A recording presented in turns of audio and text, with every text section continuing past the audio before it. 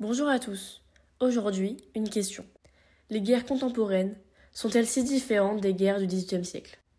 Au XVIIIe siècle, la guerre est avant tout une affaire de rois et de princes. Les armées sont petites, composées de nobles officiers, de mercenaires et de milices. Les guerres obéissent à des règles précises. Déclaration, bataille rangée, puis traité de paix. L'objectif, conquérir un territoire, affaiblir un rival, mais sans chercher à l'anéantir. La guerre de 7 ans, entre 1756 et 1763, marque un tournant.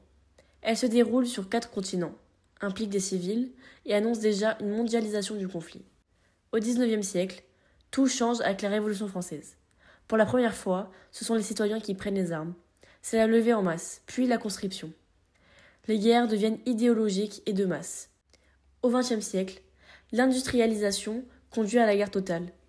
Mitrailleuses, chars, bombardements, génocide, puis armes atomiques.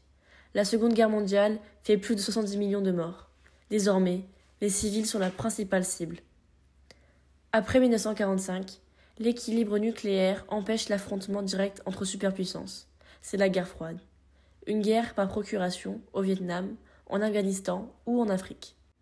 Et aujourd'hui, les guerres contemporaines sont surtout asymétriques. Al-Qaïda ou Daesh n'ont pas de frontières. Pas de ligne de front, mais frappent partout. Du Moyen-Orient à l'Europe. Internet devient une arme de propagande.